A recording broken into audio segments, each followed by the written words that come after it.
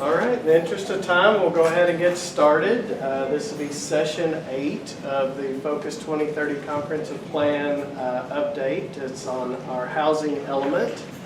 We posted a video about 2 weeks ago that kind of gave an overview of some of the updated statistics and an overview of the goals and objectives. And tonight we're just going to try to have a community conversation, have some panelists here. We're going to ask some specific questions too as food for thought. And then towards the end, we'll do that for probably about 20-30 minutes. And then towards the end, we'll just open it up to any and all questions, and we'll try to answer those. If you have a question during while anybody's speaking, we'll go ahead and ask that. We think we've got a small enough group that we can just kind of do this organically. We don't really have an agenda, it's more of an outline. We'll start with just welcome and introductions. My name is Ben Peterson, I'm Executive Director of the City County Planning Commission. Then we'll go to each of our panelists here in a second. Then we'll ask them kind of what's going on in their world, how they view housing in the community from their world, and then we'll just open it up from there. So just to kind of get started, we do have we're kind of a little behind on housing supply. I think we have a housing deficit. I call it a housing crunch pre-tornado, and I would hesitate to use housing crisis, but if we're not careful, we could end up there very quick if we're not already seeing some of the effects of that now. We do have lots of different aspects of housing that I think challenges that we're facing. Sheer number of units. I think approving housing units one thing, building them is another. When you look at supply and demand, just for example, we're in the process of previewing over the last 2 months about 3,000 housing units, and that's in addition to anything that has come through the Planning Commission this year. But building-wise, capacity-wise, we typically build about 1,000 to 1,200 units a year. So one of the questions is how are we going to build those? So without getting in too much into statistics, I'll just go ahead and start by introducing Brent Childers, who's our Director of City Neighborhood and Community Services. And Brent, why don't you just kind of give us a quick summary of what your agency does for housing? So Neighborhood and Community Services, that's everything in this building. And we're really the everything else of city government. So if it's not a park thing, or a public works thing, a fire thing, or a police thing, it probably fits in here, because nothing really fits together here. So one of the things that ties us to housing in this department is building permits and electrical permits. So I get to see all the data that's coming through as part of permits, see what's going on, track that part of it. Also, we have our code compliance division, which is responsible for the maintenance of properties. We see what's going on in our existing neighborhoods. What are properties doing? How are people using property? What properties are selling? How are properties turning over? And then the other part is our Section 8 Housing Choice Voucher Program is here. The city has about 720 vouchers that we provide to low-income families in the community. In the last several years, that's grown from 600 to about 720, and tomorrow night it'll grow by another 7 as we're getting more vouchers and continuing to grow that service. And then in the fourth way is also we run our CDBG program, our Community Development Block Grant Program, which funds a lot of the affordable housing projects that are going on or have went on in the community over really about the last 20 years. So I work on the investment side, the permitting side, the subsidy side, in some capacity here at NCS. Very good. All right, next on our list is Rodney Goodman, Executive Director for Habitat for Humanity, and likewise, just give us the same. Well, if you're not familiar with Habitat, we are an affordable housing agency that focuses on home ownership and building equity into the lives of low-income families to help them bridge the gap out of poverty. And this year, we will complete our 100th home in Bowling Green, Warren County. We are currently building 10 homes and have 2 additional homes. One's a recycle and one's one we finished earlier this year that will be putting families in Traditionally, historically, we have done a 0% interest mortgage. If you can find a better deal, come see me and tell me about it. And in addition to that, we usually buy down the first mortgage with a forgivable second so that it can become really affordable for a family. So just for the family, if our house is a 3-bedroom right now, townhome appraises for about $150,000. If they can only afford $125,000, we'll buy that down with a $25,000 forgivable mortgage, and as long as they make their payments on their 0% interest mortgage over 25 years on the first mortgage, the second mortgage gets forgiven, and it's a way to help us keep homes affordable and in the community. In addition to our home ownership program, we also have a veterans repair program where we've done probably close to 20 or 25 repairs for veterans in our community that range from a wheelchair ramp to completely redoing the foundation under their house. And so we've been doing that program. That program started in 2020 when we couldn't use very many volunteers during COVID. So we've continued that program and hope to keep it going as well. Good. All right, next is Angi Cline, President of the Realtors Association of Southern Kentucky. And go ahead and tell us who you are, what your day job is, and then what you do for the Realtors Association. Thank you. Thanks for having me. I'm Angi Cline, and I'm with the Realtors Association of Southern Kentucky.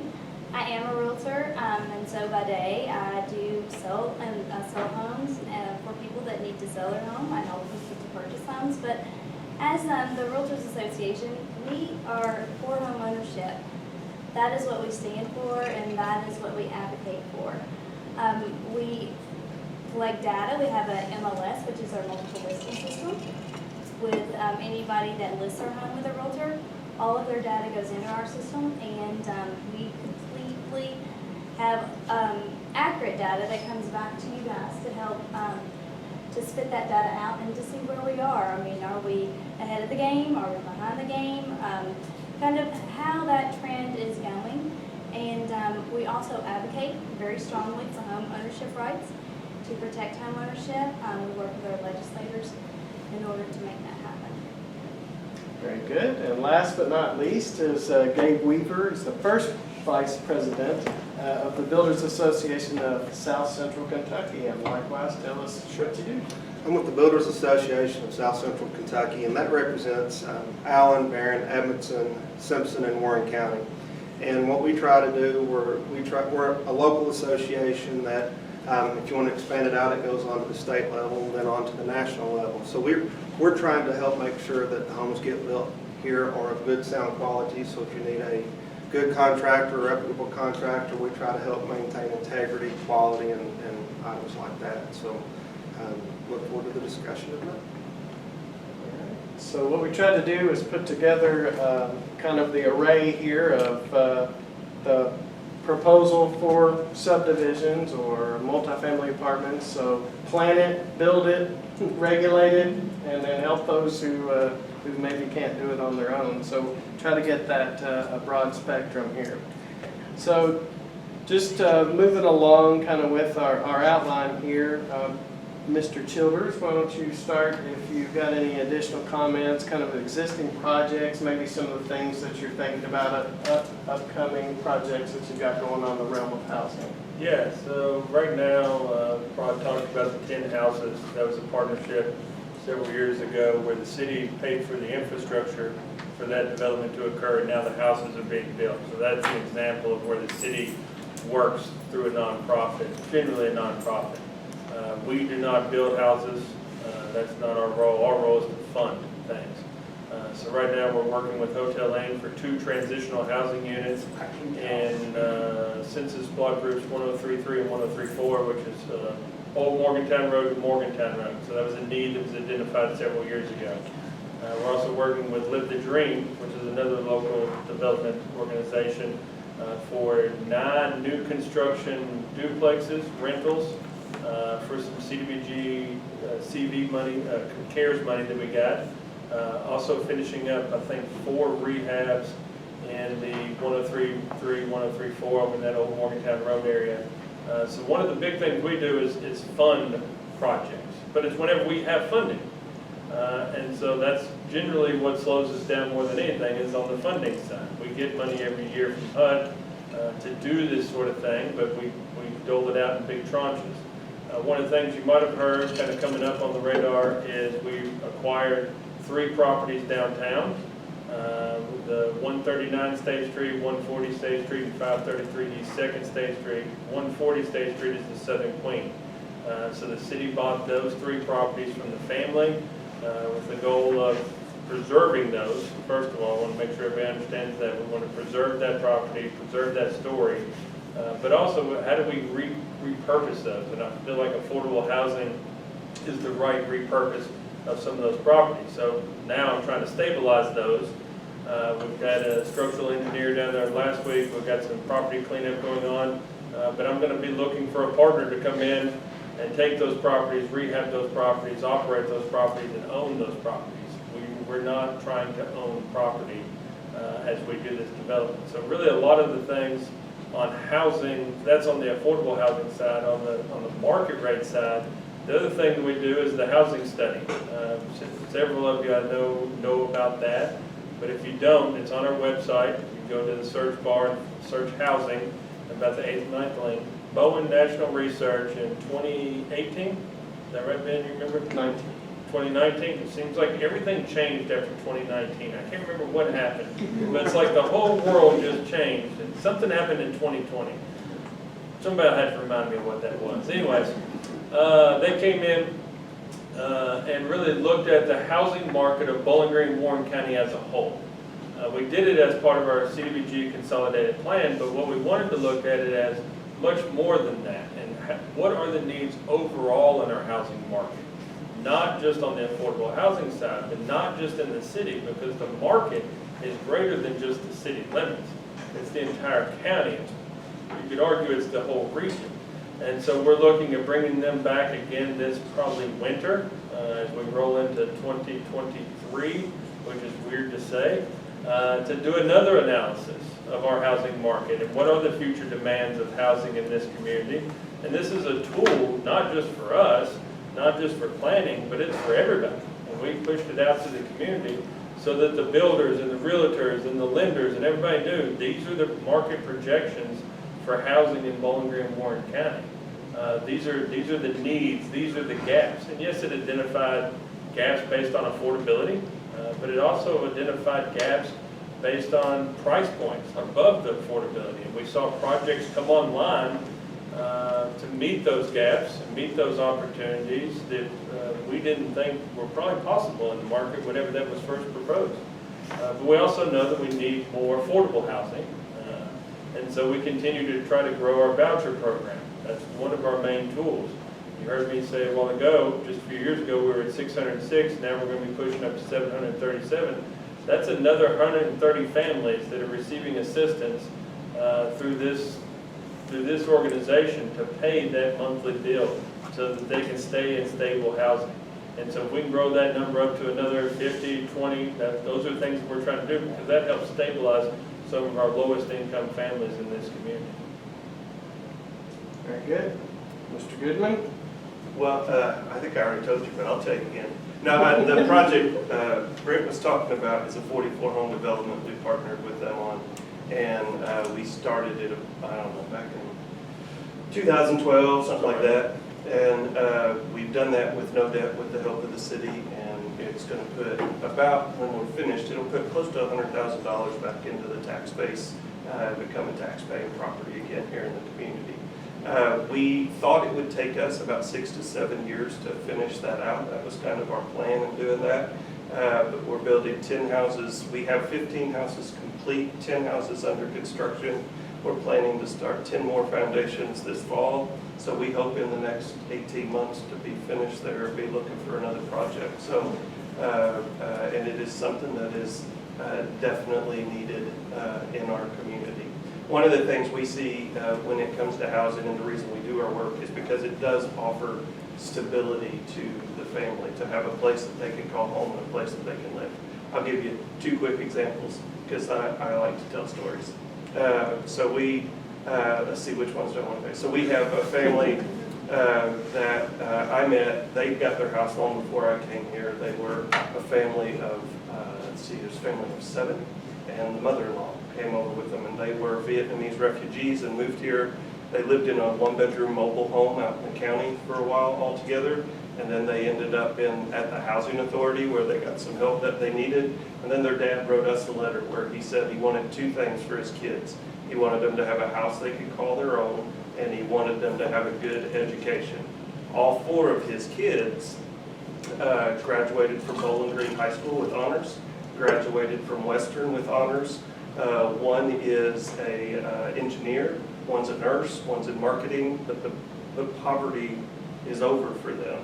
And one of the things we're wanting to work to do is to build a community that those kids will stay in and become a thriving part of this community. Because when those kids bridge up, they all live outside of the state now. And so we want to see them stay here. So we want to build that thriving community that everybody can have a part in here. One last story. The coolest one, my son got the highest grade in his English class in 7th grade, 6th grade. And I was pretty proud of him until I went to the awards ceremony, and one of the other little kids coming across the stage was one of our homeowners. She got the highest grade in her English class. And I told him afterwards, he's a freshman in college now, but I told him afterwards, I said, yours was impressive. She's only been speaking English for 4 years. She's really killed it. And I said, do you know her? Bowling Green Junior High, 900 students, completely different worlds. And he said, yeah, I know her. We share a locker. We're locker mates. We're good friends.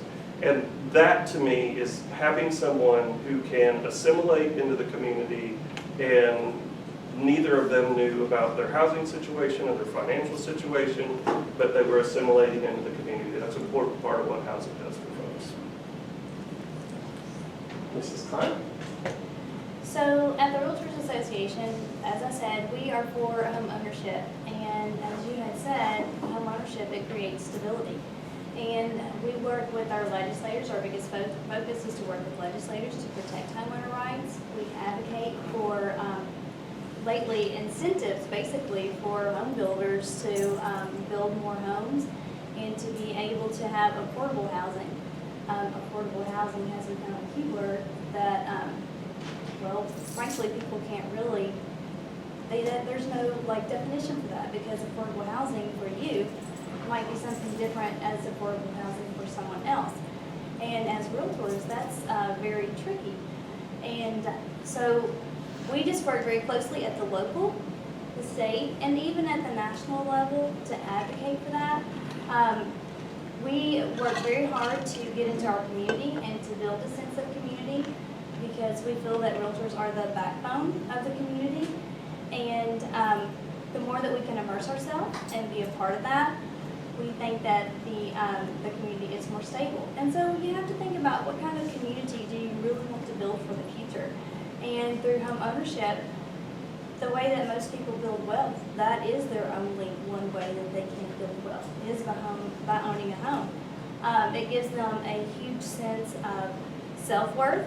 It helps them to create stable environments for their family, and to also be just great citizens for our community.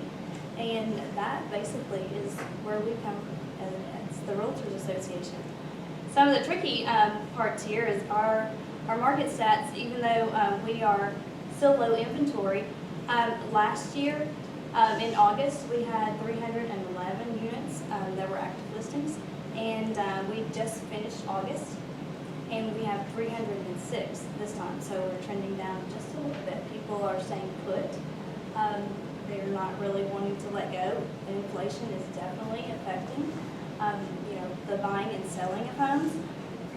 We go to NAR, National Association of Realtors meetings, and Lawrence Uni is our national economist. And one of his latest stats, which I think is pretty staggering, he said in December, the average home that was $360,000, the monthly payment was $1,265. Now it is over $2,000. So for a monthly payment, that is staggering. I mean, that just because of interest rates and the fluctuation between that, that is really a big difference in whether someone can purchase a home or not. Makes a big difference. Just to go along with that, we have a lot of stats on our website, on the presentation as well, that just updated a few slides preparation for another presentation will be given Thursday, that 18% is what the ownership costs have went up here locally just this last year. So it just keeps growing, and rents increase about 3% every single year here. So it's quite staggering numbers, she said. Mr. Weaver, how do we build them? Well, we love to build homes, so Yeah. that's a good thing, right? To kind of hit a little bit on the economic impact you mentioned earlier, I think as a community, we're building roughly 1,300 single-family units a year, and forecasted demand is roughly 3,000 family units a year. To kind of translate that, for every single-family home that's built, that's roughly 300 full-time temporary jobs. To me, that was a little bit of a weird phrase, full-time temporary job, but when you build a house, it's considered temporary, but it is full-time while you're there. So think about that, going from 1,200 to 3,000, that economic impact. I can also tell you that those 100 homes generate roughly $9 million in federal, state, and local tax revenue. So the impact is very significant. And then, we're talking about affordability and housing. It's estimated that for every $1,000, the price of a home goes up, knocks out roughly, in the state of Kentucky, 2,200 buyers. So you think about that impact of $1,000, how much that impacts the buyer's capability of affording that home. That's pretty significant. And then, you kind of mentioned earlier something around 2019 and 2020 in our world. Whatever that was really impacted lumber. And I think lumber since that time frame is up roughly 250%. So you think about that. That's one of our biggest cost drivers in any projects, the cost of lumber. So from a building standpoint, I can tell you, been very challenging. The supply chain has been all over the place. Lead times has been extended way out. I never thought there'd be a time where it would take 5 months to get a garage door. Sounds silly. And then labor is also a huge struggle these days. The demand has escalated so quickly and rapidly. People have retired. Not many people are coming into the trades. So it's been a challenge, but we're surviving. Just to kind of further some of those points, I know the Home Builders Association's been hosting some, I guess maybe a bad term, maybe a good term, but kind of think tank meetings to try to figure out how to better some of those workforce labor supply issues in the construction industries. There's been a lot of interesting conversation about that. So I noticed in the paper there was a couple of partnerships with the schools. You know about that to mention though? I know enough to With the signing days and all to that? say just a little bit about it, but Sure. I don't know a lot of details about it. There has been a couple of meetings where we've met with different people in the community. We had both the city and the county school superintendents involved. Judge Buchanan was involved, and really the conversation is about the workforce. How can we, in building, get people into the skilled trades? And I think you think back in when I was in high school, vocational school was. It was pushed. That's where people got introduced into plumbing, into electrical stuff, and I think that's kind of fair to say has been pushed back a little bit with more of a focus on going to college, and I think that trend may be slightly turning a little bit to where the trades are getting pushed more in the high school level. But the intent is of those think tanks is, all right, what can we as a community do to introduce people to let them know, hey, this is a career that you can make a good living in. And plumber, to give you an example, plumbers, there's been several of the bigger plumbers that's retired here in the past 2, 3, 5 years, and very few people have filled those shoes. And if you need a plumber, good luck, I can tell you that right now. They're very, very hard to get. It takes a long time for them to get to you. There's just not many people in that trade right now. Other recent supply chain things, Warren Rural Electric Co-op held I guess it's essentially a summit talking about supply chain shortages. And I know in some of our meetings that we have with developers, they're now telling them on the bigger projects that you need to let us know as soon as you can for electrical transformers, because they said they are 52, and I expected them to say days, but 52 to 80 weeks out before by the time they place the order till they get those in. So the supply chain issue is real, and it is affecting our capacity to build. So our last little section that we have is just kind of 3 questions, try to get some thinking going, some conversation starters, if you will. And so I'll just throw this first question out. So what do you think is our biggest and current and or future housing challenge? So what's the biggest housing challenge from your perspective? I'll start with you and go this way. To me, I'll throw it out there. I think it's labor. There's, in my opinion, more of a demand than what we as builders can supply. So to be able to find the electricians, to be able to find the plumbers, to be able to find framers, people to do the tile work, those skilled trades, being able to have enough people to go from 1,200 units to 3,000 units, literally almost overnight it seems, that's a challenge. There's people that try to get into different trades. Well then, 1, do they show up when they say they're going to? 2, do they do the quality, and do they meet expectations? So from my standpoint, I think getting people into the trades and getting them educated, trained, and up to speed is probably the biggest challenge. Ms. Cline? I would agree with you on that, but also for us, it's as the realtors, it's inflation. I mean, inflation has been huge. The interest rates going up and gas going up, groceries. But also more locally, we also have to think about policies that are being put into place. And so when you look at small tax increases like school boards, when they can increase their 4% without having to take it to the state for a vote and put it on the ballot. That's being done every year. Property valuations have gone up just because of the housing market and the cost of housing.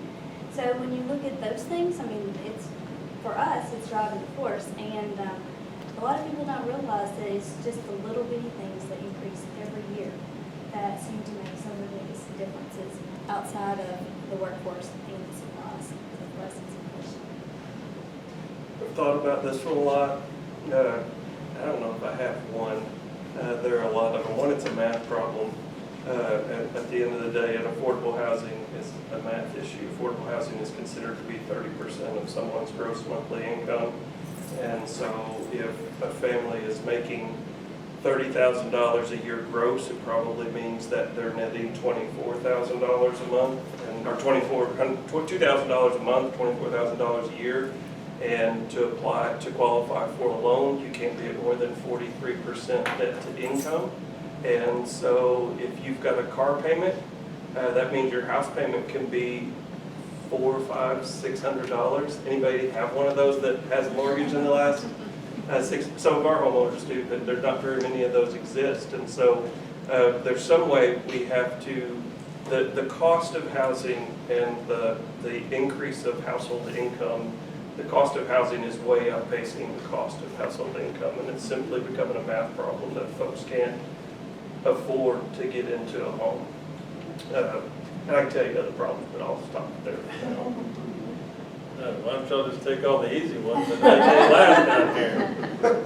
I think it's really a combination of all those things, and that's what makes it so complex. It's not one thing. It's not just that we have to keep up with every year we need this number. That number is growing every year. And it seems in the last several years, it's accelerated very quickly. We got behind the curve after 2008. We didn't build enough then, and that put us behind that ball because we, I think as a community, felt like the Bowling Green was going to follow this national trend. And yes, we had foreclosures, yes, there were issues, but it wasn't to the same scale that a lot of the other high-growth communities had felt. We kind of weathered that much better. But there was a slowdown in construction, there was a slowdown in investment, and we've been chasing that uphill curve ever since then. Whatever happened in 2020, that thing that shall not be named, occurred, I thought it was going to go the opposite direction. I thought we were going to have this slowdown. One of my concerns here was, what am I going to do with all these building inspectors that aren't gonna have anything to do because money's gonna dry up. And the exact opposite happened. So I was 100% wrong on that one. The demand took off, right? People started doing projects all over the place. People started investing. People started doing renovations. People started doing all kinds of things that then led to the lumber shortage. You know, and all this stuff ties together. And so now, as a result, we have the inflation. So this is a very complex issue, all tied in to so many other global things. But when it comes down to it, we're just people trying to get to work, trying to provide a home for our family. That's really what it comes down to. This is still a community. And then on top of that, just as we feel like we're starting to make some hay, we get hit with a tornado. And 475 units are pulled out. Almost an annual supply, about 50% of our annual supply is pulled out. That put another huge dent in the amount of rental housing available. That dried up any vacancy in our rental market, which then drove up rental prices. It seems like every time we get some little bit of momentum, something else happens that pulls it away, resets everything. Whenever we did the housing market study and pushed that out, we really tried to push that hard to the private industry. Because, you know, I'm talking about 9 units, Rod's talking about 10 units, you know, and on the affordable housing side. When you talk about the private industry, it's doing 1,000 units, right? You can move more. The scale is so much greater. And so we really talked with developers and investors about what could happen. We started to see a shift. We started to see higher density, smaller footprint. We started to see a reset of that starting house point. And then that thing in 2020 happened that then upset all the markets and drove that price, reset that starting house point, $35,000. And so it's like we're right back where we were. And I think that all these issues tied together with the complexities of this unknown global economy and global financial system that none of us in this room have any real control over whatsoever. We don't control any of these markets or any of these shifts or any of these things. All we control is ourselves. How do you tie all that together to really produce housing for a community at the scale that we need now in this community? The announcement back in whatever that announcement was for the battery plant, that just drove up. That's another increase in that demand overall in our curve for housing stock, and that's the big complexity of it all. Yeah, so that's, again, 2,000 jobs. Dirt's already turning. They started this week, maybe last week. That's happening, and who would have thought we would be in the day where we don't even really talk about the 150 to 200 job places. We've got 2 of those since then as well. So that economic success is turning. So all these things we've talked about.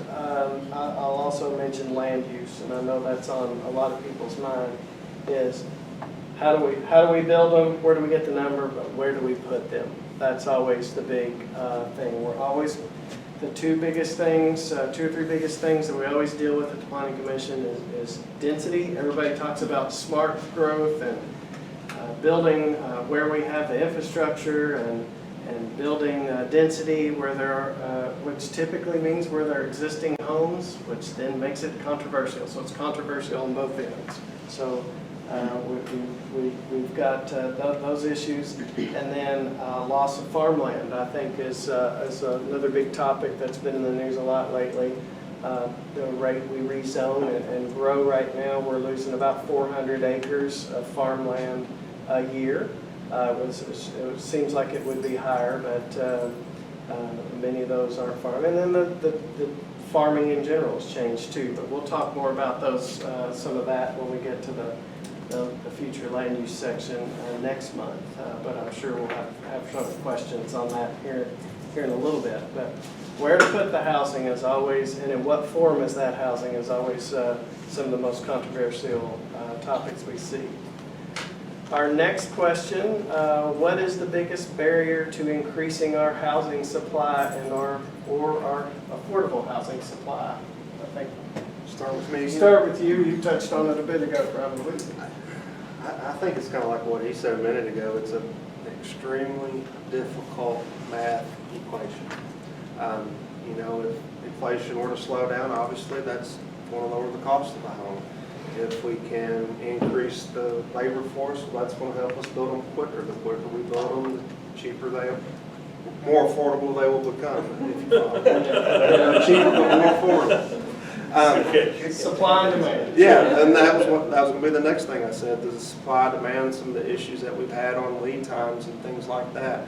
And I think if we can get the economy, I think it's fair to say that we have all seen it go all over the place. If we can just get it to mellow out a little bit, that's obviously going to help eliminate some of these issues that we've got.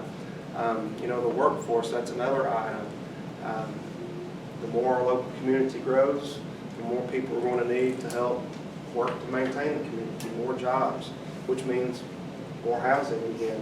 And then I think part of it, we even mentioned it a little bit earlier, is just from the regulation standpoint, what is the land use, what are the densities, what are the footprints, what are the size of the lots that we can build up on. So I think right now, I don't know if the biggest barrier is really an easy question, because I think there's multiple. There's multiple variables in it, and it's a very hard math equation for sure. Well, I would agree. Of course, you have the supply, you have the demand, you have the workforce, all of those things that come into play.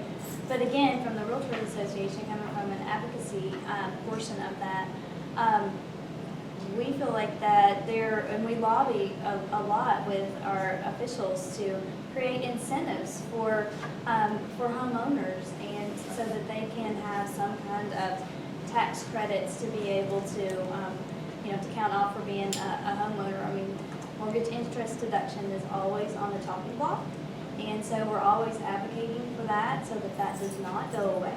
I mean, if that was taken away, what would that mean for homeowners? I mean, what would be your incentive to own your own home if all of your incentives were removed? As far as a realtor, probably 1 in 3 of our clients that we have come to us, they are coming from California, Washington, Colorado, somewhere in the Northeast, New York, Pennsylvania, those areas, because of policy. I mean, policy is really driving a lot of people to our area, and not just Kentucky. We have a lot of people that, they'll call us and say, I'm looking for a house, can you help me? And we're like, yes. Where would you like to live? And they're like, well, Kentucky, maybe South Carolina, or North Carolina might be good too. Well, I'm only licensed in Kentucky, and Kentucky is a huge place. To drive from Kentucky from one tip to the next, it's several hours. So, those are challenges that we come up against, and those are barriers to be able to help people to find a home that are moving into our areas outside of, the obvious with supply and demand and the materials and inflation and workforce. Is this the biggest barriers question? Yes. Number 2. Did I just answer this? It's not multiple choice. Stop. It's an essay. B. Yeah. One of the things I find a challenge is the way we think about affordable housing. What you said, housing is affordable, dependent upon what your situation is. But then there comes a place where it's just not affordable. If I can't afford this price range, I can afford this price range. But then there comes a place where there's not a price range I can afford. And we have the vouchers, but then we have difficulty. It takes people 3 to 5 months to find a landlord who will accept their voucher after they get it, and if they can't find a landlord, they have to turn that back in. And I think part of the issue is we have changed our terminology. We still use the term affordable housing, but affordable housing brings up this connotation of subsidized, and this is what we have to do for the poorest of the poor. But we think in terms of workforce housing. We need to decide that we want a community that people can afford both to work and live in. And when we do that and put a concerted will to that, there are some things we can begin to figure out. When we see our families, we have a family right now, it's a family of 7.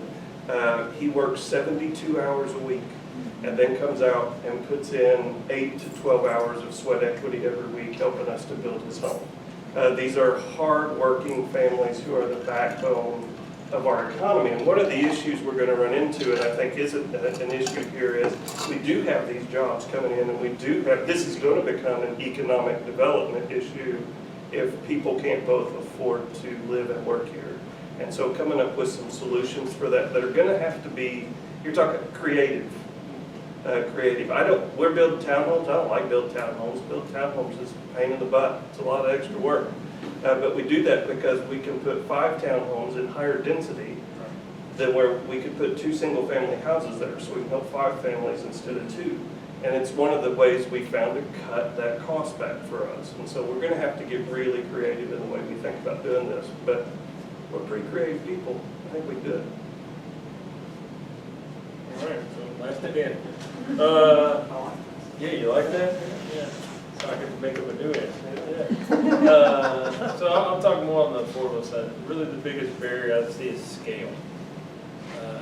Really taking it from that 9 or 10 units that we've been able to do and how do we take that and take it to 80 to 90 units to really move the needle. I think that's really our biggest issue as an affordable housing investor, is what I'll call the city. Whenever we did Rod's project, or Habitat's project, not Rod's, that was, $500,000 for 40 units. That was pretty good per unit cost. But as we've seen these prices increase, everything that they talked about, the land prices too, we've seen that cost go up the same. So if we're doing, let's say we're assisting an organization that's going to buy property, renovate that property, and rent it out at an affordable rate to a family. 4 years ago, maybe they could have bought that property for $55,000, put $35,000 into it, made it a nice, quality unit. Now, that's an $85,000 purchase price and a $55,000 renovation. We're still getting the same amount of money, but that cost has increased on our side just as well. So now our money is helping less families. It's the same dollars, but the dollar per is less. And so I think that's one of our big challenges is how do we take this, if we're only going to have 200,000, 400,000, 500,000, I will tell you housing is expensive. Doing housing work is very expensive. It takes a lot of money to do this. But how do we take what we have and do it at a greater scale to get better returns out of it? That's what I think our biggest barrier is. And that's one of the solutions we're trying to figure out here locally is how do we do this where we're not putting in $90,000 per unit. To me, that's over-subsidized.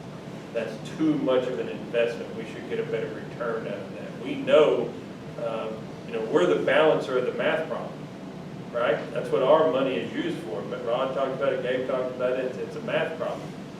We're saying, hey, we'll put our money into the table. We'll take this loss to make the math work on this project. Because we think it's the right thing for the community. It's going to stabilize this neighborhood. It's going to create housing opportunities for this many families. We're going to take that loss.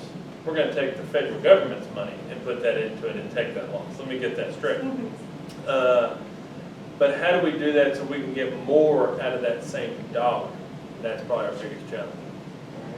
Final question we kind of covered, so I'll change it a little bit. So final thoughts, magic bullet, what do you see? Is there any solutions that you can think of or potential solutions?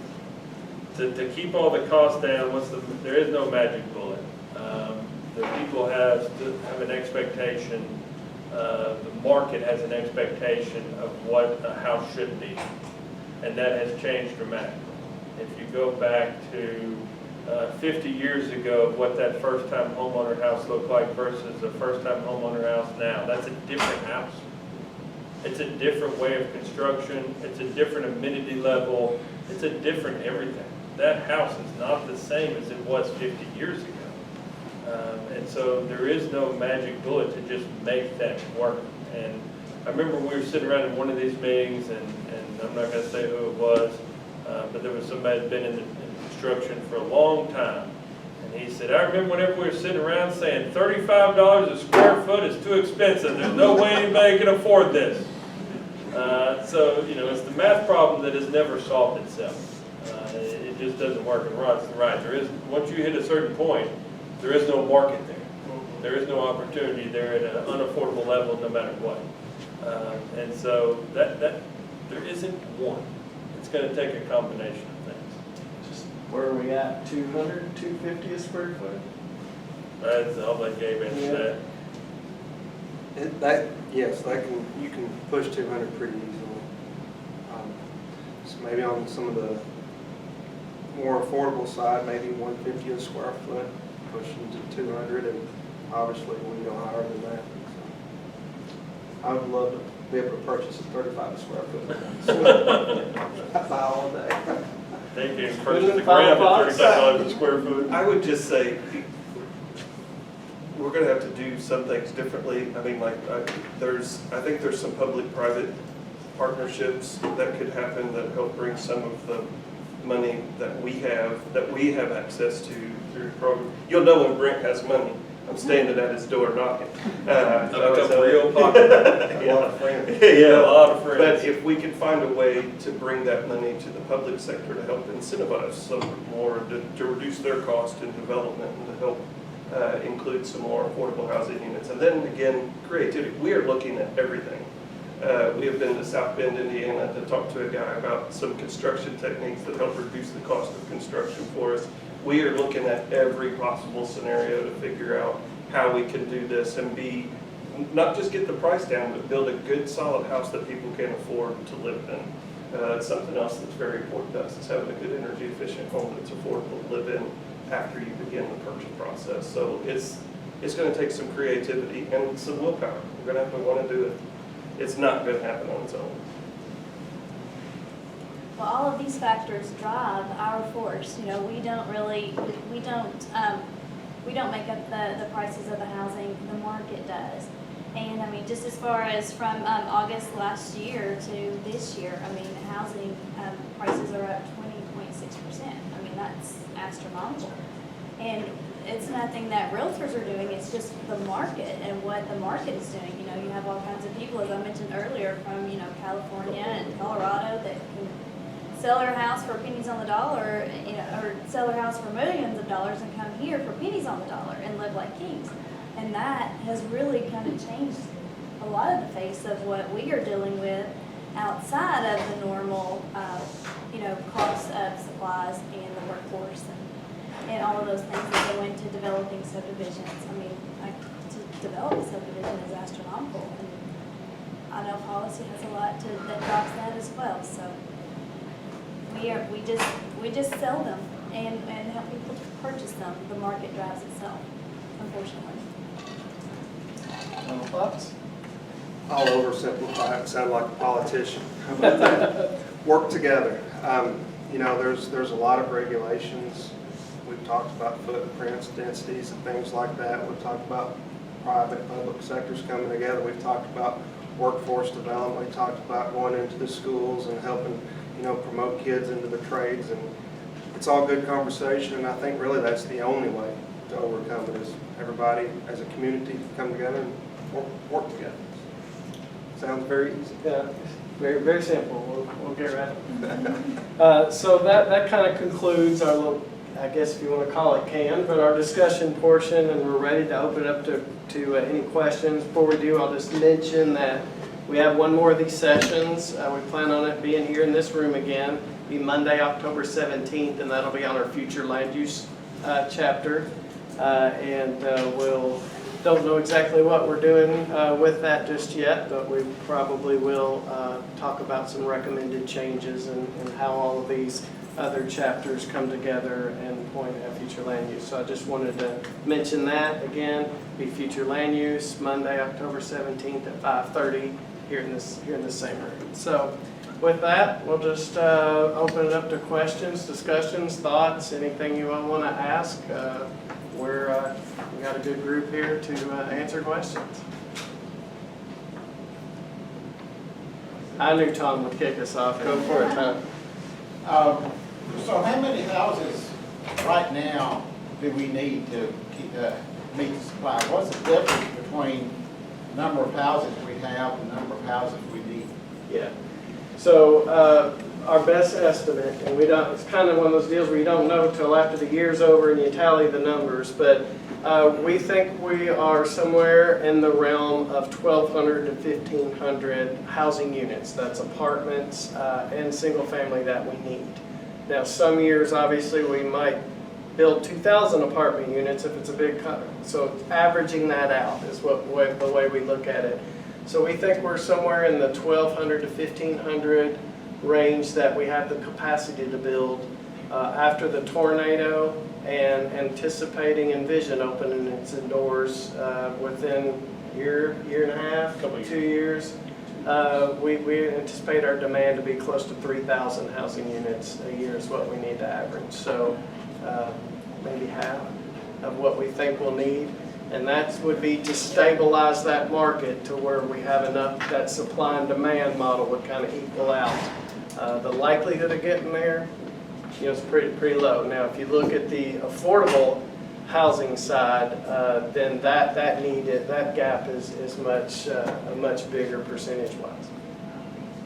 And that's new units each year, right? That would be new units each year, yes. And what are we doing, what's the rate that we're meeting that at? How many are we building? This year was a skew for us in the city because of the tornado, so we issued a lot more permits just based on tornado. So we did 1,000 this fiscal year units. Some of those were replacing existing, but all told between city and the county, because they're really two different construction markets, we've been in that 1,000 to 1,200 units per year.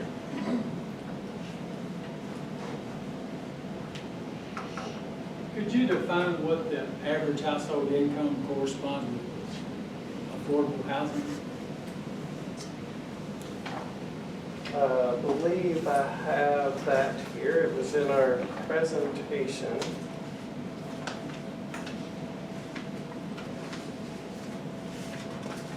Well, it wasn't. It's in the other presentation.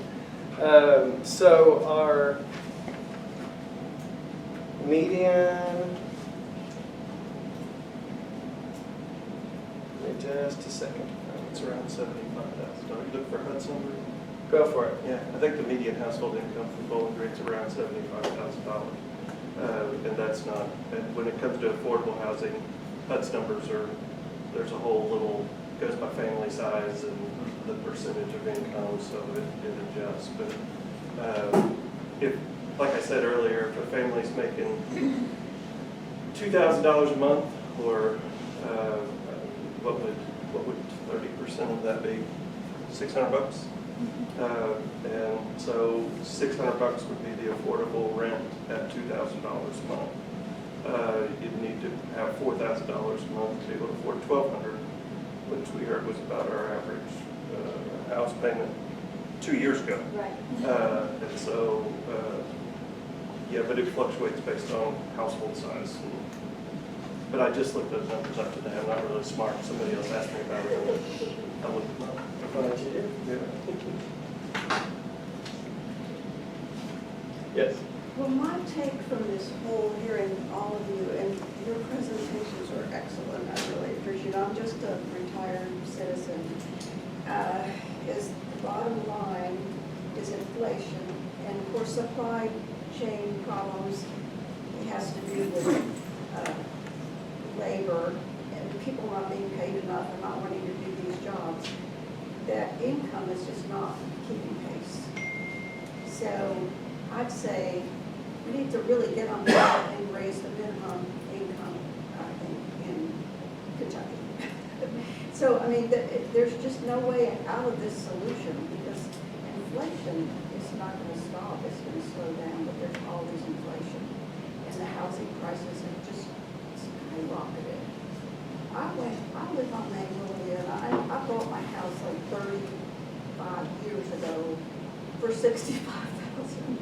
And my house, and I haven't even renovated. I have a knotty pine in my kitchen. But I've had offers from people for close to $300,000. I mean, it is crazy. It's just crazy. There is no really affordable neighborhood anymore. I used to think okay, my neighborhood, Magnolia, Nutwood, down toward Eastwood Baptist, it was kind of affordable when we moved in, but I always thought, oh, TC Cherry, you know, maybe I could have bought more of a house over on the other side of Broadway. All those houses, they're all being bought up, they're turned into rentals. That's one problem, I don't know if that can be addressed. And maybe Habitat and Brent, maybe you all are looking at some of those things.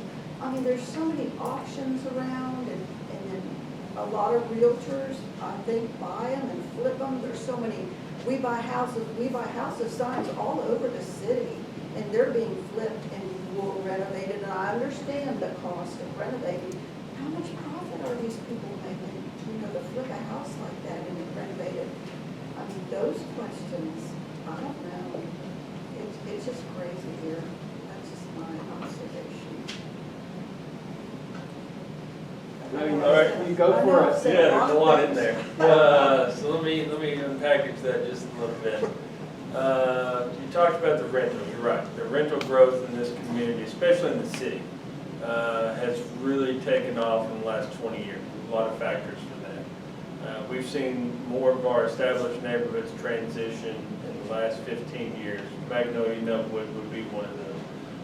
Rental rates in the city are at about 67% rental of all of our housing stock. Yeah, and it will never go the other way. Is that an increase from 10 years ago? Yeah, it's been a steady increase for the last 20 to 30 years. Yeah, I mean, you go back to probably 1990, we were 50-50, maybe 55-45, but it's continued.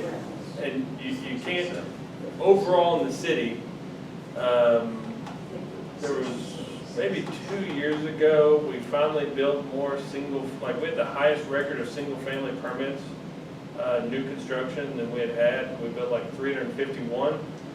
Turn around on multifamily units, and it was, 800 something. So it was like 2 to 1. So the apartments drive that.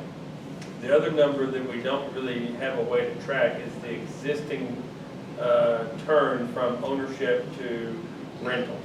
And so that would be existing housing stock that maybe the owner was in, and then, like you said, the auction sign goes up, and then now it becomes a landlord-owner rental property or whatever combination of that.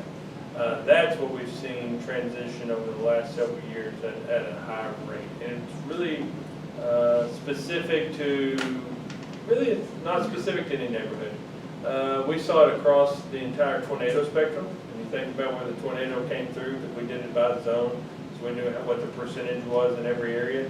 And every one, the best we saw was probably 50-50, 50% owner, 50% rental, and it matched out across all 1,000 properties to be right about that 65-35, 65% rental, 35% home ownership across the city, across, 10 different neighborhoods that it came across. So that's a trend we've seen. There's a lot of factors that go into why that is. But we've also seen a shift in, everything, people wanted to be closer. People wanted to be kind of back downtown, near downtown, walkable. And so then we saw this whole market shift in demand for neighborhoods that people had been not investing in for a long time, now started investing in and started buying apartments. Well, then that drives up the price of it. And so it's this constant give and take of market forces out there across our neighborhoods. So that's part of it. What was the other parts that you picked up out there? I didn't talk about it. While you're thinking, I'll just mention short-term rentals are starting to have more and more impact in our community as well. When you charge $100, $150, $300 a night, that's a lot, and as a mini hotel, it's a lot more lucrative. So now we're starting to see larger investment types show up and buy single-family homes and flip them into short-term rentals. We do have some newer regulations in place that haven't quite caught up with that, but that can put a lot of pressure on both rental markets and on the single-family home markets. I'll go to him first, then Karen. Kind of piggyback on that.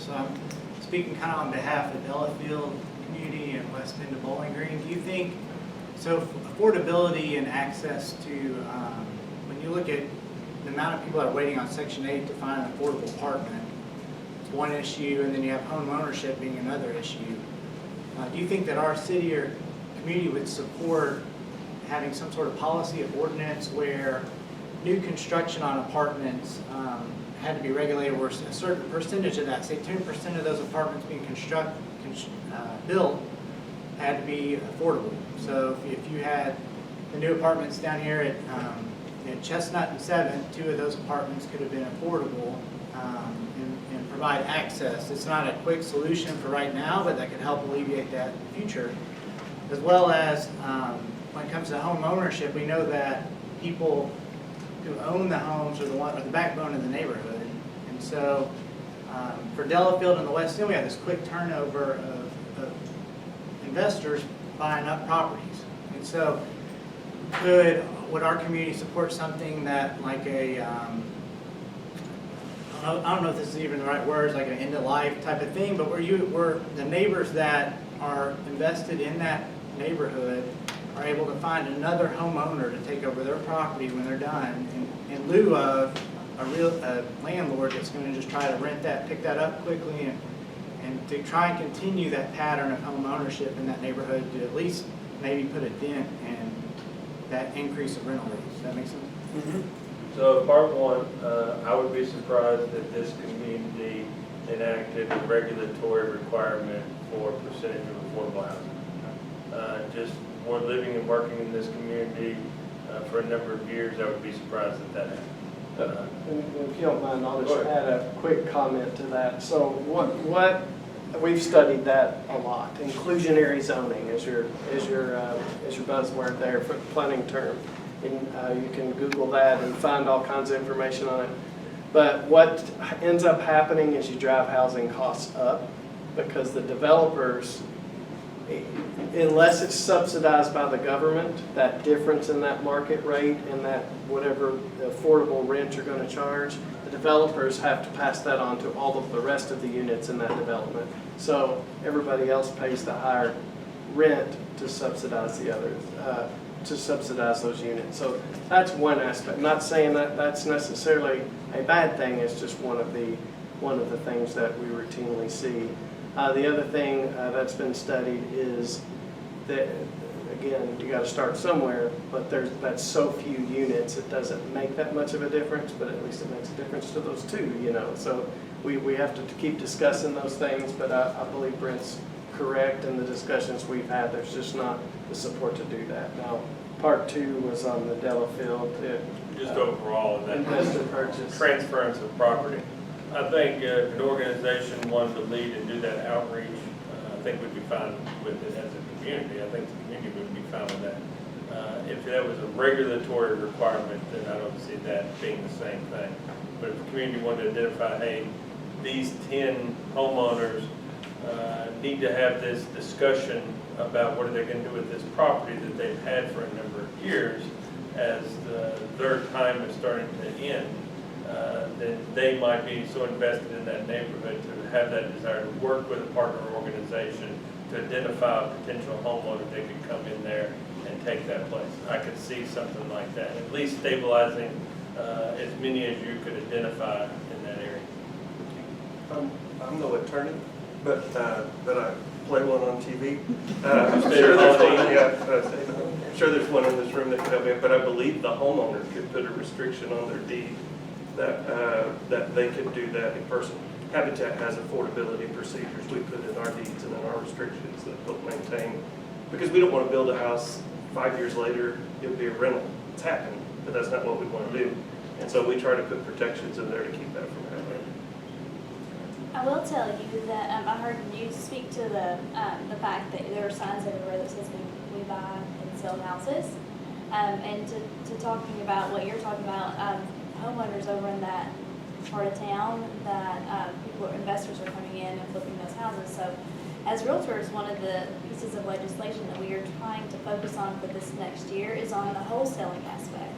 And wholesaling is someone that comes in and buys a home and sells a home, but they are not a realtor. And so, say your grandmother has a home. Somebody comes in and they approach her and they pay her well under market value. And she agrees to that because she just doesn't know what the market is. So they offer her $80,000 and the house is worth $220,000. In turn, they get it under contract. Then they find someone else to actually purchase the home from them. So they actually never purchased the home. So pretend you're at the closing table. They pass the deed from one person to the next, and who actually gets the higher end of the commission? The investor does. And they are acting as if they are a real estate agent or a realtor, and they're the ones that's walking away with all the profit. So that is one of the ways that we are trying to protect the consumer in that aspect, and also I think that would keep part of the cost down in those areas. That's our focus for this whole year. Mr. Souders. Yes, Mr. Peterson, maybe you can address this, but I know in your mission and goals you address the idea about density, and if not here, then where, location, amenities. I think those were some of the outline that I think you had in your presentation earlier, the video. So how do you all anticipate working on those issues in South Central Kentucky as we move forward? I know it's kind of the dirty word, I think, when you talk about density, but certainly density, putting more units on a smaller area of ground does tend to reduce the cost, and that you've got infrastructure in place. So how do y'all plan to move forward with that? So in 2017 or 2018, we addressed a lot of those issues, and we removed density caps in our RM4 multifamily area. We reduced our lot coverage, or I guess increased the amount of lots you could cover in our higher density single family zones. Our lot sizes are already fairly small for RS1D, if you will, our single family, some of our single family products. And then we also allowed in our two highest density single family zones attached single family. Townhomes were mentioned, condos, those types, to where we have brownstones, I think was mentioned at some point, to where you have those attached units with the lot line through them. So it's different product types that we found mostly through our study that we had a need for, the housing study Brent mentioned that we had a need for. So we've made quite a few adjustments.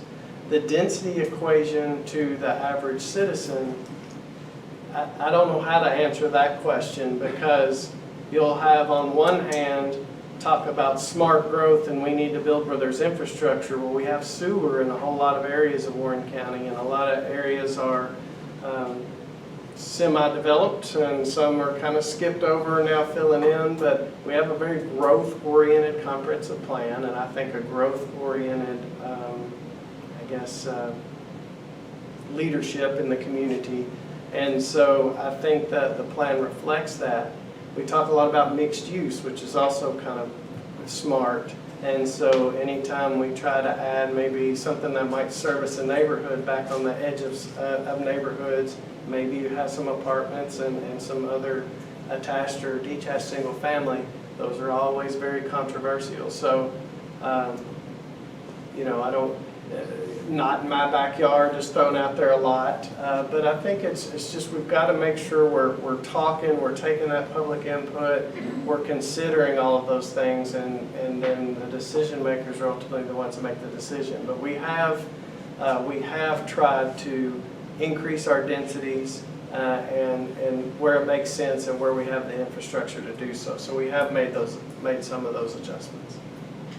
Let me follow up and then I'll be through. But is there any correlation between education of the public about density and location and how we can better utilize the infrastructure we have? Can I relate that to what we see, Gabe sees this, as we talk about how do we educate young people? It's 7th and 8th grade, maybe elementary school, of the value of being able to have a good paying job that they can feed their family with skilled trades as opposed to going to the college. And we're trying to think about how do we educate that opportunity that's available here, whether that could be true with how you educate the public about it. Certainly, there's been lots of efforts, not necessarily here, but across the nation, World Planning Day, and trying to have some sort of education curriculum on planning, geography classes, which is, I don't know, not a full class in schools anymore. It's usually a part of a much smaller class. And the education system now, I think what we found even through some of our other talks is they just have that very set curriculum that they teach because that's what's on a standardized test that they ultimately have to take and then determines whether schools get money or not. So I think that's a difficult equation. We're always open to try to find and reach more people, but typically in the business that we're in, planning and zoning, not a whole lot of people come out to these types of discussions. They only come out when they're mad about something, and wait till it's next to them and they don't like it. We try hard to reach out, but it's not always successful. I don't know if you have anything to add to the education part. Go ahead. If he did. So, I know Sky, my son took a part in the Sky FAME, which is Sky's advanced manufacturing program, when he graduated high school. And it's a partnership between the school and local industries where he had to go out and apply at 9 different factories to get a job in their industrial maintenance program before he could get into the program. And let me assure you, he knew nothing about industrial maintenance. And so he took this program, he worked 3 days a week, went to school 2 days a week. The company he worked for, which is now Carrier, paid for 3 of his semesters of school. While he was in school, he worked and saved enough money to put a down payment on a house. When he finished his 5-semester program, he went to work full-time at this company and been working for him for almost 5 years now. And purchased his first home at the age of 20. And with the money he had saved while he was in school. I do know in talking with Sky that they've had trouble finding contractors who will partner with them in that way with students. And so I think the want to for that kind of thing is out there. And I think if you talk to people like Kim Myers over at Sky and bring up that conversation, I think there's a willingness for that kind of work. And I know we'd be willing to partner with them as a test spot. We're always looking for somebody to build something. But I mean, I think there is a way there, but there's going to be an investment in that worker. And all these factories have very different ways. Some of them paid for school, some of them just paid them a really good wage while they were in school so that they could afford to pay for their tuition. And so there were a lot of ways, and it was a pretty successful program. Again, small scale, there was about 30 kids in that program every year. But it is an opportunity to build that workforce. And he got that in high school. They do push that. That's pushed pretty hard at the high school level these days, the vocational level. They have the training center out at the Trans Park, and they push that pretty heavy. My son went into it, never thought he would. So, and it's worked out really good for him. Yeah, and I know the Builders Association's been working a lot to try to figure out how to increase those partnerships and more inroads, and both superintendents of both county and city public schools have been involved in those discussions on how to expand those programs. Mr. Starks, go ahead. This question is probably more for Brent. And besides what the Planning Commission is doing related to studies related to impact, economic development impact, is the city or county or the state developing an economic development impact statement or study or analysis related to the growth that is occurring? The chamber does. As far as looking at not just housing, but infrastructure. Overall? No, I can't say specifically. I know the chamber does some analysis on this plant is gonna then lead to this, right? There's another indirect side of that. I look at it from forecasting out population growth and what that means for housing impacts. The utility companies, I'm sure, look at it as forecasting their growth for electrical demand, sewer demand, water demand. And there's conversations about how do we bring all that together as part of a communal forecast. I look at it from mainly housing and people side, because I don't know anything about utilities. I know water goes downhill. That's about all I know. And so it just like the transportation cabinets and public works would be looking at their own piece for the road side of it, right on the infrastructure side there. But as far as of a collective, there's not as much of that. Anything else am I missing? Yeah, no, I think that's probably accurate. We're just now starting to, maybe forcibly so, out of necessity, starting to have those conversations amongst all of us. We see a lot more of each other probably this last couple of years than we've seen in the past. So I would like to say it was some great woohoo thing we did, good job, but I think it's just now starting to come together where we are being forced to think about that big picture thing.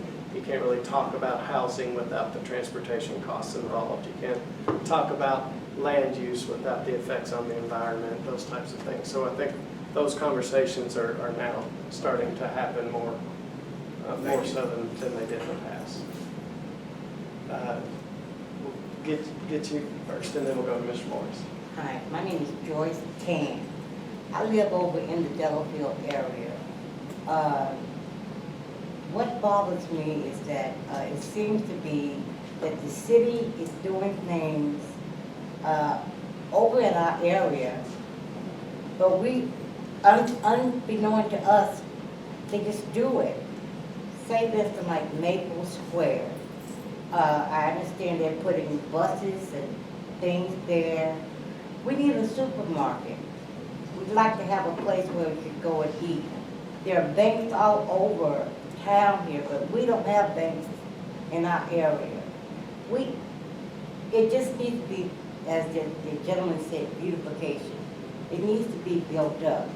That's the only thing, that they're just doing things unbeknown to us. And it's like we're not invited. And that's what, I'm upset about. Sure. So I'll keep Brent out of it unless you want to join in. But, No, you go ahead. so Sugar Maple Square, while all of that's in the city, the Warren County Fiscal Court purchased that and then is transferring that into their government offices. So the city didn't necessarily have a say in that, and probably found out like I did in the newspaper. Thanks, Don. But that we sometimes find out about those kind of deals in the newspaper. One thing that's in the comprehensive plan and our housing neighborhood elements that we at the Planning Commission need to do a better job of is neighborhood planning. It's not small area plans. We were able to do one, but we have so many applications come in for just rezonings that we kind of spend a lot of our time doing that and not as much on the planning side. Even updating this comprehensive plan, it's taken us more than a year to even get this far, and we're trying to get done by the end of the year, and we'll see what we can do. So, in fairness, there was a tornado. Yeah, in fairness, there was a tornado, but it was a pretty aggressive schedule anyway. But the government in general, local government in general, is going to, Warren County, Bowling Green, everybody's going to have to, staffing is part of that resource to be able to provide those services and those expectations to do these things. And as we grow and double in population every 20 years, or maybe less now, staffing to be able to accomplish those tasks is got to be part of that equation, which then is part of why the county bought that property, was because they have grown past their existing resources, capacities to house their employees. But we got to do it in conversation with the community and not just get the first thing that's available, and I think that's part of what's missing. It's always about communication, working together like we've all talked about.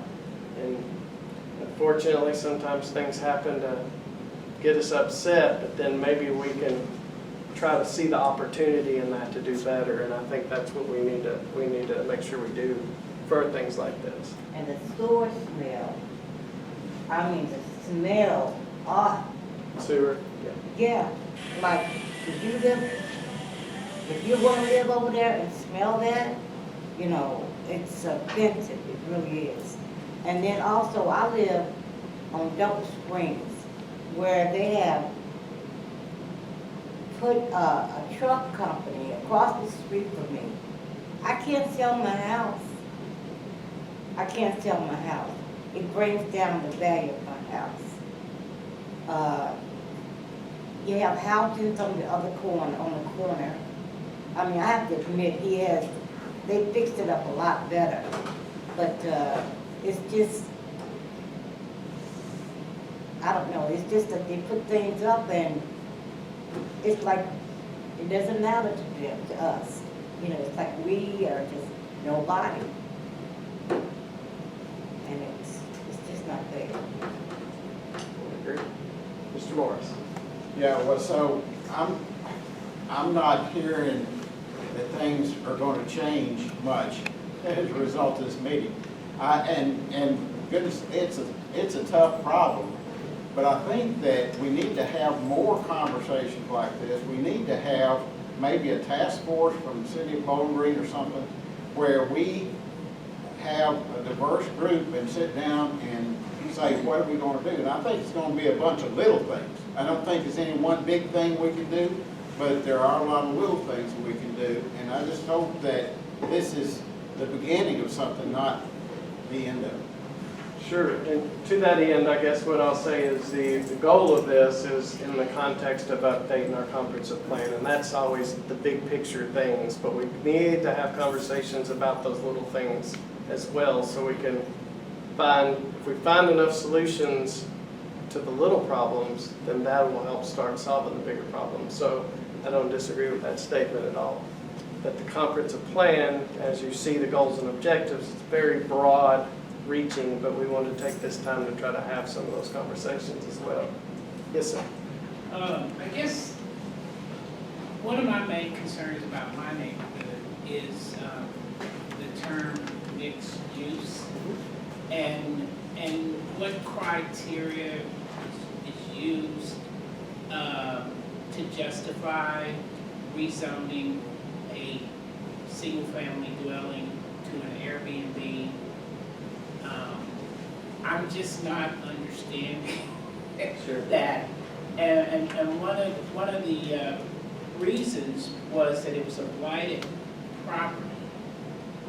But I don't see where our neighborhood benefited by it being turned into an Airbnb. And there was a reference made, well, you already have a daycare center in your neighborhood. A daycare center is way different than an Airbnb. A daycare center is probably going to close about 6 o'clock. So it looks like nobody's looking at these slow carve-outs in terms of the neighborhood and making exceptions for Airbnb. I just have a problem with that in a residential neighborhood. So, well, go ahead.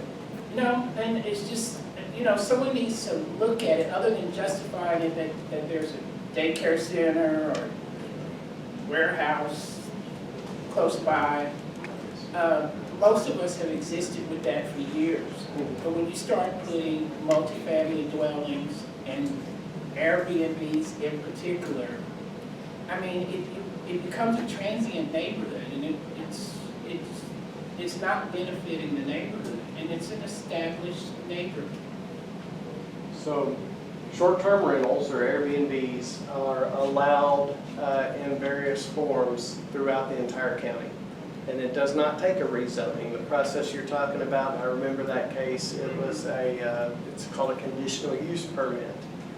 And the decision makers for those particular cases are boards of adjustment, a board of adjustment, which is appointed by both the city and the county appoint those members. They're the ones who hear and decide those. So it was not a rezoning, but it was a use that is allowed in a particular zone, residential zone, that may be okay given certain conditions.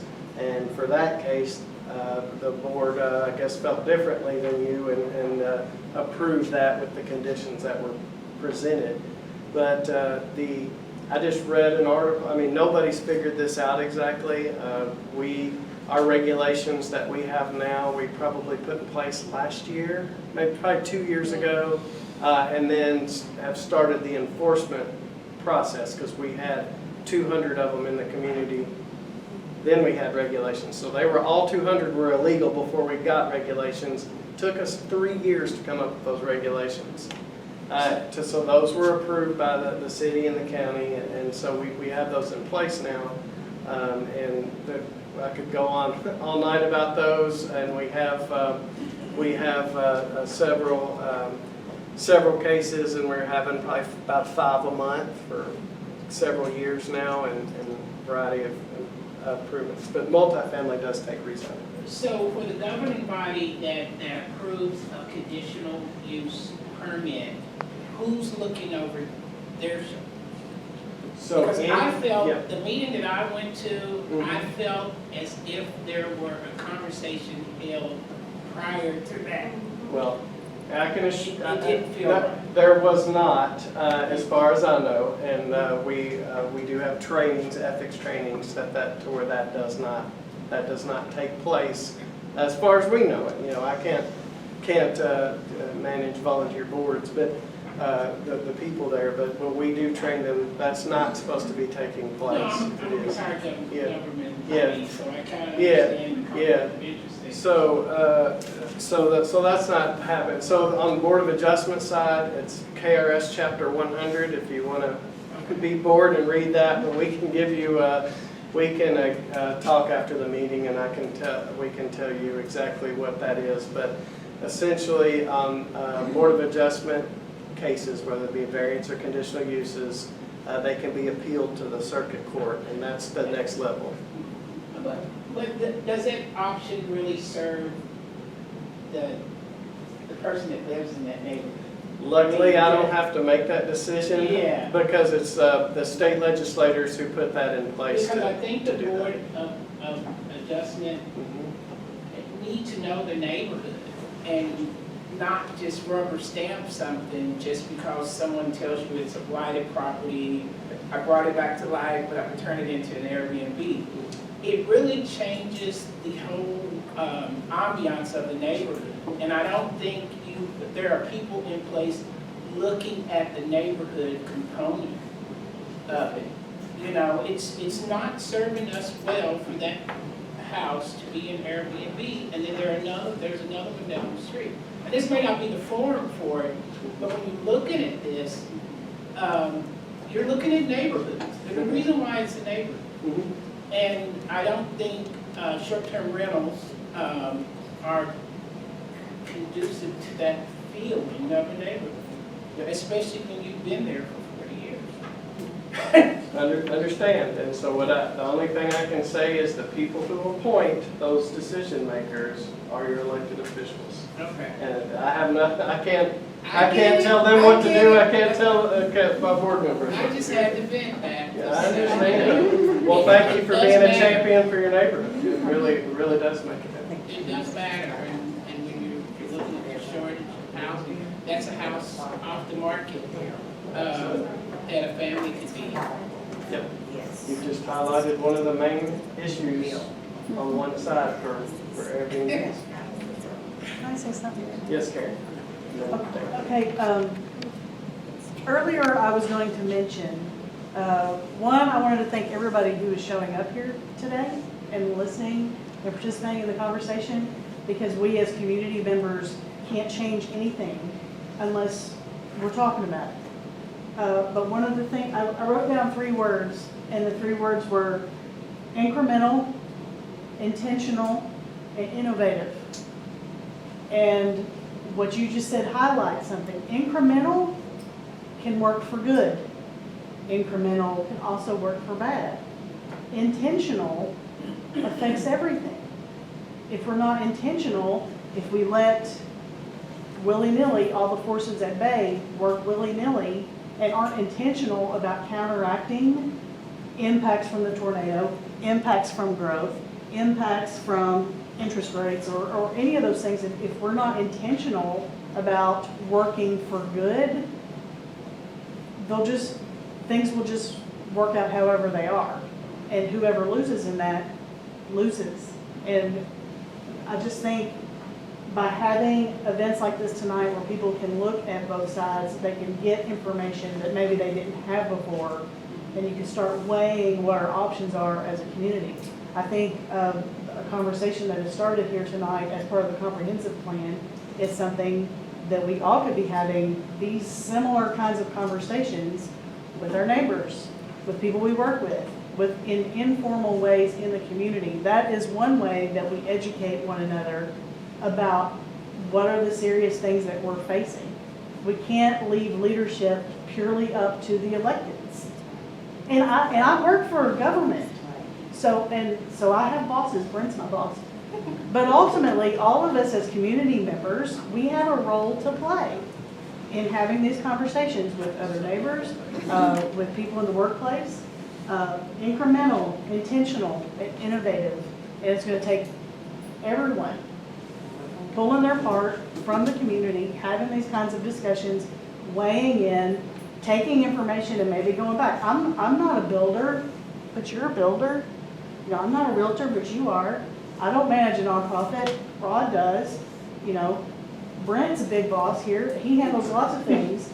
And he has these conversations a lot. But it's not just about people being paid to do that. It's about all of us listening and weighing these. Because the conversations about density, I've been a neighborhood coordinator now for 23 years, for a long time. And I've heard lots of, not in my backyard, build absolutely nothing anywhere near anybody, anything, anytime. I've heard all of those things. But there's always consequences for those actions. And unless we as a community are willing to face those kinds of conversations, even when it's uncomfortable, even when maybe we get the answer that we don't really want to hear, unless we're willing to have these conversations over and over again and learn, we'll just be spinning our wheels. So I just want to say thank you all for coming. Thank you, Ben, again, for assembling the panel, because these are the kinds of conversations we need to have over and over again, a lot with one another. And I'm sure we'll read about it in the newspaper. And that's good. There'll be comments. People will be talking about what they read in the newspaper. But having this access to information and to balance everything that we're hearing, that's how we're going to fix it, incrementally, over time, little changes. Because there is no magic bullet for any of it.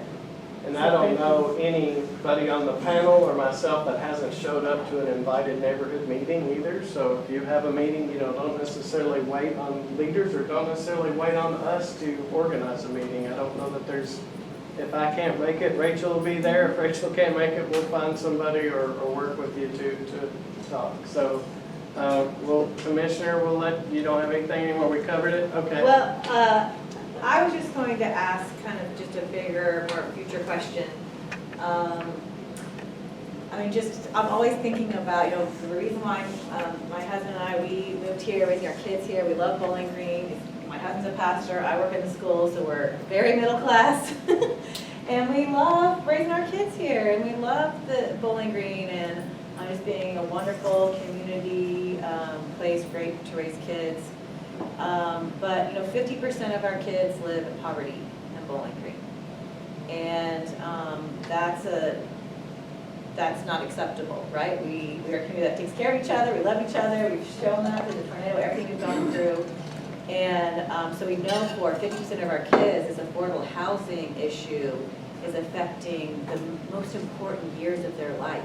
It's completely destabilized. Their family's got to choose between gas in their car and paying their rent, food on the table, So I think we've got to have urgency with this issue. And I think I'm very just grateful for everyone who decided to spend their Monday evening to have this conversation. I do hope that we continue it. And then for our panel, I was just wondering in terms of the maybe national associations that you're part of. As we're growing, we have the benefit, there's lots of other bigger cities that grew a lot earlier than us and are now those cities that you were talking about earlier that now have a 1,000 square foot home is $1 million. So, and now people are fleeing because it's totally unaffordable. So what are the lessons learned that people who are 50, 100 years ahead of us and how they were once our size and now are these huge sizes for a little teeny tiny house that's falling apart is $1 million. Are there kind of lessons learned about how you do this that can help that keep that from happening here so that our grandchildren, our kids, they're not trying to get out of here because it's not a good place to raise kids anymore? Yeah, there's two big ones. One, you can over-regulate to a point that there isn't enough stock being produced, and so you decrease the supply. So Tom asked us earlier about how many are we producing every year. We're saying about 1,200. You can create roadblocks to that through Ben's processes, through our processes, through permitting, to where maybe you can only produce 400 or 600. And that drives up that cost at an accelerated rate, okay? So it's about finding that balance from the regulatory side, but also what is the expectation of the community side. We have expectations in this community that if you're going to build a subdivision, you're going to build sidewalks, you're going to build roads, you're going to build the stormwater infrastructure. There's a balance of finding those two things.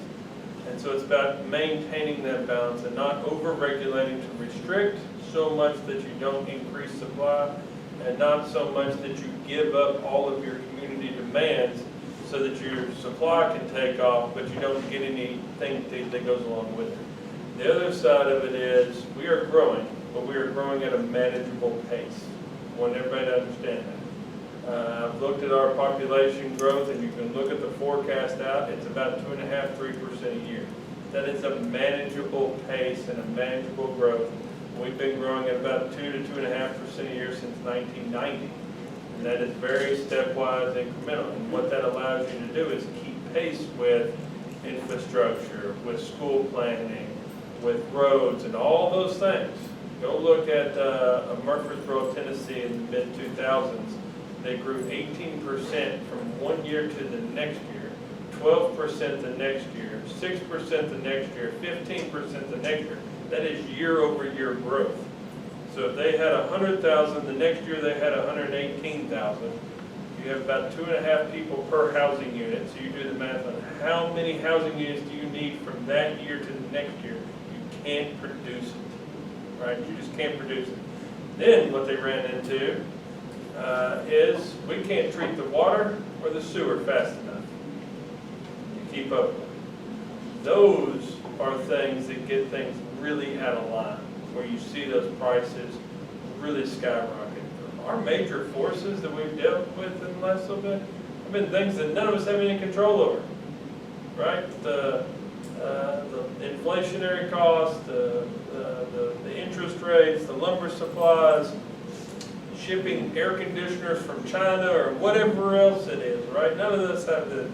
But as long as we're staying at this steady incremental growth, we won't need one of those communities. Those are the two big things to get those communities in other places. I agree with you. However, Go ahead. at the National Association of Realtors, they have you can go to NAR.com or NAR.realtor.com. They have a magazine, it's called On Common Ground. And they deal, you all, I think, use that a lot when you're talking about smart growth and housing opportunities. And they will tell you that, yes, I mean, there are these cities that have, all of this growth and they've handled it well.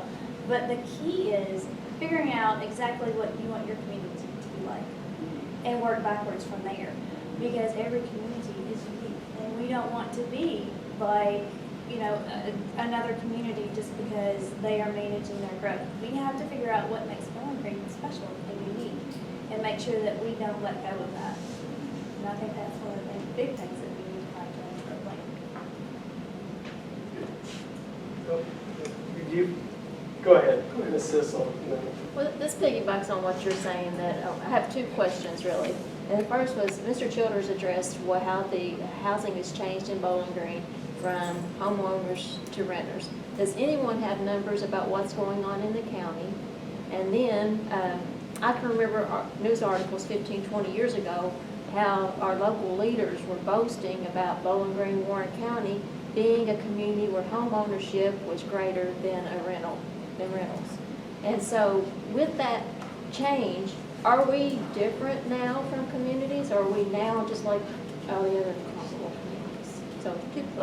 So on the county side, it's pretty much the inverse. So the county traditionally is 65% homeowner, 35% renter. We've seen a more multifamily development investment in the county. I don't handle the county data, but I still know what's going on over there. 42.4% renter in the county. There you go, 42. I was within 7 points. You can give me on the Gallup poll now. But when you look at it across the board, it's about 50-50.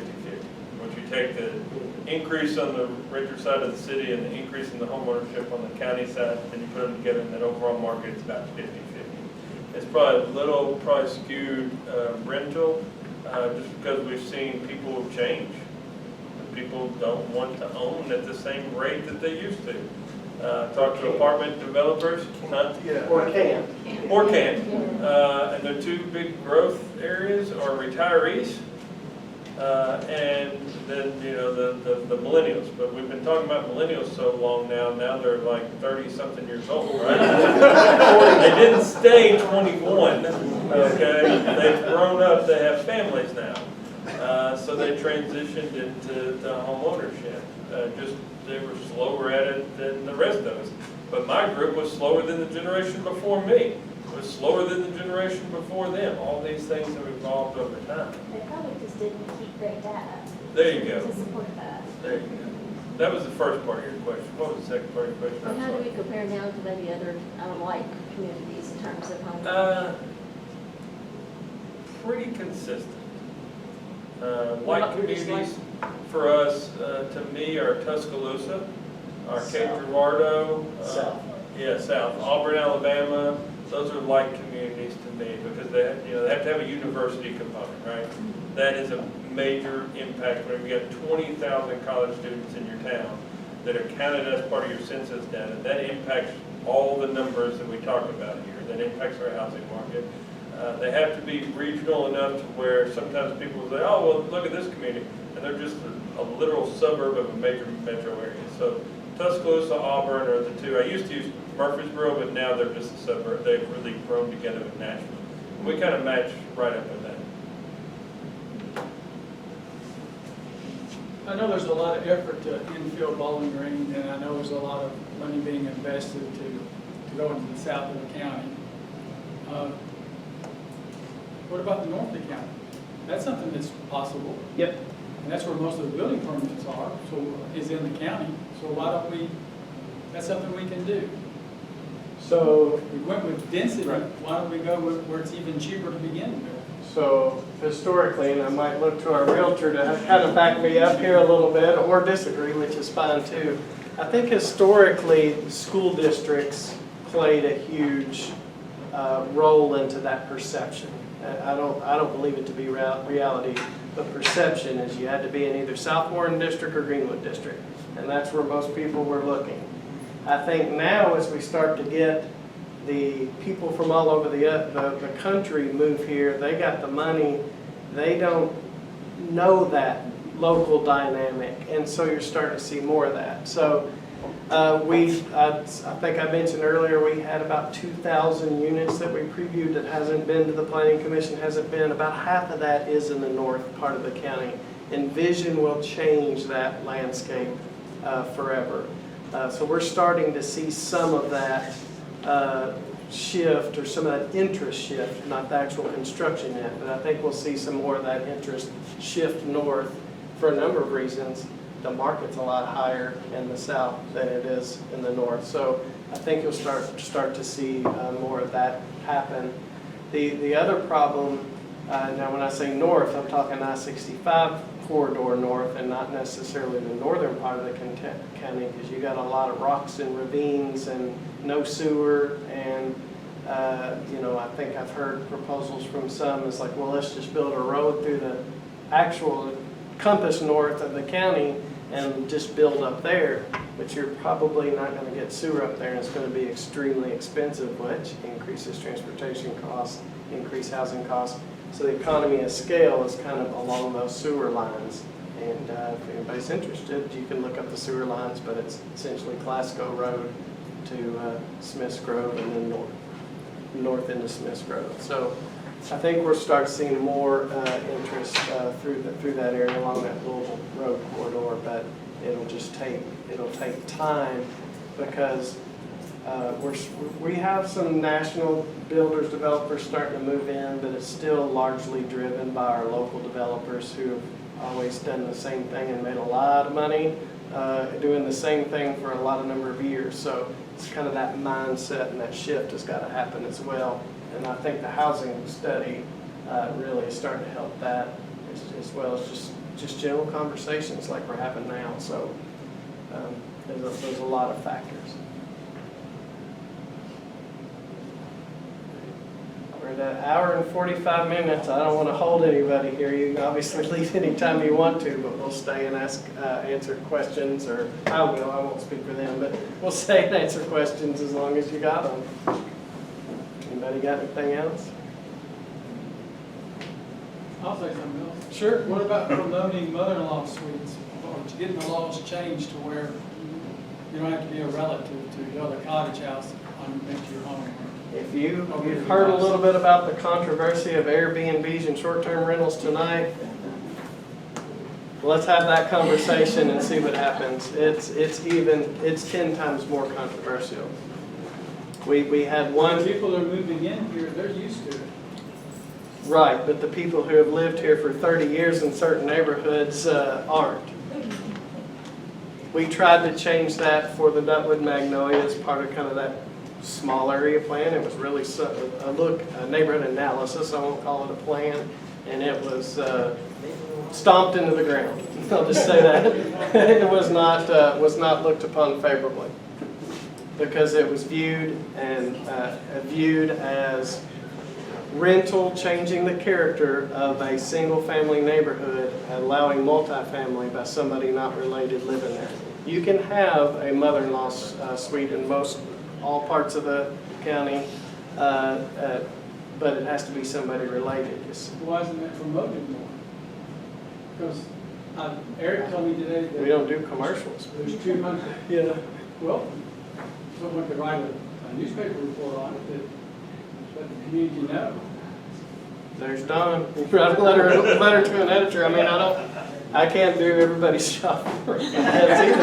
But I don't know. How do you promote it? That's it's a good question. But the other part is I think you'll find there's again just a certain percentage of people who even want that. It's just there's always two sides to it. But what sometimes ends up happening is mother-in-law eventually dies. And then you've got a vacant unit sitting there, what do you do with it? And then we're back to the rental multifamily conversation again. So some people like it, some don't. But yeah, all of those, we promote them, we approve them quite a bit, more here recently than in recent years than in the past. But they are allowed.